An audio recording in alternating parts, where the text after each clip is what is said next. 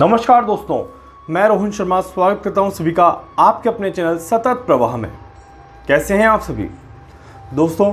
आज हम बात करने वाले एक बहुत ही ज़्यादा विशेष टॉपिक के ऊपर जो कि हमारे जीवन में काफ़ी ज़्यादा महत्वपूर्ण है।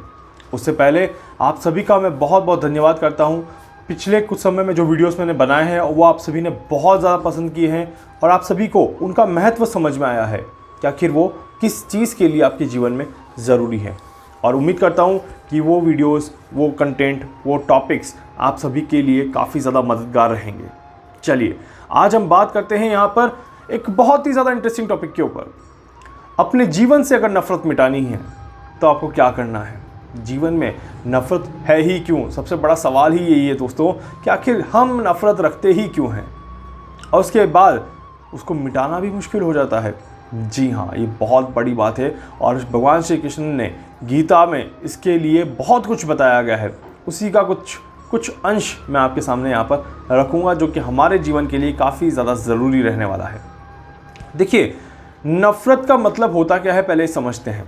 नफ़रत का मतलब होता है किसी के लिए हमारे मन में कुछ ऐसी भावनाएं जो कि हमें उससे दूर रहने में मदद करती है। अब देखने में जाए तो ये जो मदद है ये कहीं ना कहीं एक तरह की अज्ञानता वाली मदद है, नेगेटिव मदद है, जिसका कोई रोल, जिसका कोई औचित्य, जिसका कोई चीज़ समझ नहीं आती। जब भी हम किसी से बातचीत करते हैं, जब भी हम किसी से अपनी बातें शेयर करते हैं, तब हम एक लगाव, एक अपनेपन को उसके अंदर ढूंढने की कोशिश करते हैं। और कुछ बार ऐसा होता है, कई बार ऐसा होता है इवन कि जब आप सामने वाले के साथ उस लेवल पे कंपैटिबिलिटी नहीं बना पाते, जी हाँ, या फिर सामने वाले लोग कुछ इस तरह से कुछ नियमों को ब्रेक कर देते हैं जो कि नहीं करने चाहिए, और उसके बाद आ जाता है नफ़रत। नफ़रत का दौर जो होता रहता है दोस्तों, ये काफ़ी ज़्यादा खतरनाक और काफ़ी ज़्यादा ख़राब रहता है। ये नफ़रत का दौर मिटाए नहीं मिटता। बहुत धर्म में नफ़रत होती है, जाति में नफ़रत होती है, खाने पीने में नफ़रत होती है, ऊंच नीच में नफ़रत होती है, भाषाओं में भी नफ़रत होती है। हर एक चीज़ में इसको इस तरह से इन्वॉल्व कर दिया गया है कि समानता का दौर ही ख़त्म हो गया है। There is no similarity in anything. My concern is that if I am human, if you are human, then why we are not same at the one platform, why we are different. बहुत सारी चीज़ें ऐसी हैं। अब अगर किसी को किसी के अंदर कोई चीज़ पसंद आई तो वो उसे पसंद करेगा, बट किसी को किसी के अंदर कोई चीज़ नहीं पसंद आई तो वो उससे नफ़रत भी कर सकता है। और ये जो नफ़रत होती है ये हमें डिवाइड कर देती है। एग्जैक्टली, ये जो नफ़रत होती है ये हमें डिवाइड कर देती है और ये दिखाती है कि कहीं ना कहीं चीज़ें इतनी अच्छी नहीं हैं या फिर चीज़ें इस लेवल पे अच्छी नहीं हैं। और काफ़ी बारी नफ़रत बहुत गंदी लैंग्वेज में कन्वर्ट होती है और ये नफ़रत कहीं ना कहीं आपके कामों को भी रोकने का प्रयास करती है। अब कोई आपसे नफ़रत करेगा तो वो क्या करेगा? वो आपका नुकसान करने की कोशिश करेगा, और जब वो नुकसान करेगा तो वो नुकसान में किसी भी हद तक जा सकता है। तो ये बहुत ही ज़्यादा गलत है। क्या है? बहुत ही ज़्यादा गलत। यहाँ पर एक चीज़ मैं ज़रूर कहूँगा दोस्तों कि जितना हो सके आपको एक साथ एकजुट होकर रहना चाहिए। आध्यात्मिकता का मतलब क्या है? क्या आपको पता है? Spiritualism is what? इसमें बिल्कुल भी नफ़रत नहीं है। ये एक ऐसी चीज़ है जो एकजुट की भावना को लेकर चलती है, एकता की भावना को लेकर चलती है, महसूस करने की भावना को लेकर चलती है। इसीलिए आध्यात्म के अंदर आना या आध्यात्म में शामिल होना बिल्कुल भी मुश्किल नहीं है। स्वामी विवेकानंद जी ने कहा था कि सभी धर्मों का एक ही जगह से शुरुआत है और सभी धर्मों का अंत भी एक ही जगह है। जिस तरह से नदियाँ मिलके एक समुद्र में जाती है, उसी तरह से हमें भी सभी को मिलके एकजुट हो जाना चाहिए। जब हम एकजुट हो जाएंगे दोस्तों तो फिर ये नफ़रत हमारा नुकसान नहीं कर पाएगी। और ऐसी बहुत सारी ऐसी चीज़ें हैं जो हमारे जीवन में डे बाय डे हमारी लाइफ को स्पॉइल करने की कोशिश करती है और वो नहीं कर पाएगी। नफ़रत में काफ़ी बार ऐसा भी हो जाता है कि हम अपना भी नुकसान कर देते हैं जाने अनजाने में, जो कि हमें पता भी नहीं चलता। हमें रियलाइजेशन भी नहीं होता है कि हम अपना नुकसान कर रहे हैं, बट ऐसा हो जाता है, ऐसा बिल्कुल हो जाता है।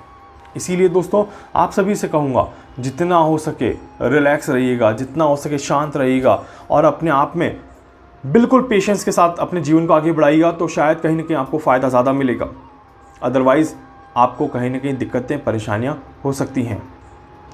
जब भी आप अपने जीवन में किसी से नफरत करें तो उतनी नफरत भी ना करें कि वो आपको तकलीफ दे। इस बात का ध्यान रखिएगा। और दूसरी चीज़, देखिए नफरत को आप हटा तो बिल्कुल भी नहीं सकते, क्योंकि it's a part of your life. Somehow कहीं ना कहीं आपके इमोशंस आपके बिहेवियर के साथ जुड़ता है, तो इसीलिए इसे हटाना तो आसान नहीं है। परंतु जब भी आप किसी के साथ इन्वॉल्व होते हैं तो मैं आपको कहूँगा कि अपने दिल से अपनी तरफ से अच्छा करने की कोशिश करें। देखिए सामने वाले की कर्मा को तो आप नहीं रोक सकते। आप सामने वाले को एक बार समझा सकते हैं, 2 बार समझा सकते हैं, बट उसके कर्मों को आप नहीं रोक सकते। साथ ही साथ आप अपने कर्मों को अच्छा कर सकते हैं। आपके पास एक बहुत अच्छी चीज़ है, that you can make your Karma good. आपने समझाया, that was your Karma. At least आपके दिल को तसल्ली है कि आपने समझाया। बट यहाँ पर अगर किसी का कर्म खराब हो तो उसे फल भी खराब मिलते हैं, क्योंकि भगवान श्री कृष्ण कहते हैं आप सिर्फ कर्म करते जाओ, फल की चिंता मत करो। फल आपके कर्मों पर आधारित रहेगा और वो आपको ज़रूर मिलेगा। आज नहीं, कल, कल नहीं, परसों, परसों नहीं, तरसों, बट फल आपको ज़रूर मिलेगा। तो इसीलिए दोस्तों आप सभी से भी यही कहूँगा कि अपने आप को इस तरह से इस डायरेक्शन में मत डालिए कि आप किसी का नुकसान करें या आप किसी के लिए गलत भावनाएं अपने मन में रखें, क्योंकि कर्म एक भावना से भी जुड़ा होता है। कर्म एक सोच से भी जुड़ा होता है। इस बात का ध्यान रखिएगा। अगर आप सोच भी रहे हैं तो वो आपकी एक भावना है, वो आपका एक कर्म है। इसीलिए दोस्तों जितना हो सके आराम से रिलैक्स रख के अपने जीवन में आगे बढ़ने की कोशिश करें, और जितना हो सके हर एक चीज़ को मेंटेन करके चलने की कोशिश करें। आपको फ़ायदा ज़्यादा अच्छा मिलेगा। अगर आप जल्दबाजी में कोई भी कार्य करते हैं तो वहाँ पर आपको नुकसान मिल सकता है, ऐसे चांसेस दिखाई देते हैं। तो उम्मीद करता हूं दोस्तों कि आज के बाद से आप भी किसी से नफरत नहीं करेंगे और नफरत में इतना ज़्यादा नहीं गिर जाएंगे कि आप अपना कर्म खराब कर बैठें। हमेशा हर एक चीज़ को पॉजिटिव तरीके से लेके चलने की कोशिश करिए। हमेशा हर एक चीज़ को एक अच्छे कर्म के रूप में लेके चलने की कोशिश करिए। तो शायद अगर आप किसी से नफरत भी करेंगे तो वो इस तरह की नफरत होगी जो कि आपको एक अच्छा डायरेक्शन देगी और आपको लगेगा कि आपने उससे नफरत नहीं करी। आप कहीं ना कहीं अच्छी सोच यहाँ पर लेके चलेंगे। तो उम्मीद करता हूँ दोस्तों कि जैसे जैसे समय आगे बढ़ेगा वैसे वैसे आप भी अपने आप को इस नफरत के दौर से बाहर निकालेंगे और एक पॉजिटिव एनवायरनमेंट में अपने आप को रखने की कोशिश करेंगे। क्योंकि भगवान श्री कृष्ण कहते हैं दोस्तों कि नफरत में जग संसार नहीं है, मतलब कि नफरत करने से आपको कोई भी फ़ायदा नहीं है। आप और ज्ञान से अज्ञान की तरफ जा रहे हैं अगर आप इस तरह की मूर्खपूर्ण हरकत करते हैं तो इसीलिए दोस्तों हम सभी को एकजुट होना चाहिए, हम सभी को एक जैसा रहना चाहिए, हम सभी को एक दृष्टि से सबको देखना चाहिए, ताकि हम सभी से प्यार कर सकें, हम सभी का आदर कर सकें, हम सभी का सम्मान कर सकें और हम सभी के लिए अपने मन में अच्छी भावनाएं पैदा कर सकें। उम्मीद करता हूँ आज के बाद आपके मन में भी यही चीज़ दिखाई देगी। उम्मीद करता हूँ आज का वीडियो आपको अच्छा लगा होगा। Video please please please like कर दीजिएगा, चैनल को प्लीज़ सब्सक्राइब कर दीजिएगा, बेल आइकन पे ज़रूर से क्लिक कर दीजिएगा। इसके अलावा अगर आप मुझसे कुछ पूछना चाहते हैं, कुछ भी जानना चाहते हैं, अपनी कुंडली का एनालिसिस करवाना चाहते हैं, आप मुझसे संपर्क कर सकते हैं। मैं पूरी कोशिश करूँगा आप सभी की हर संभव मदद यहाँ पर कर सकूँ। धन्यवाद।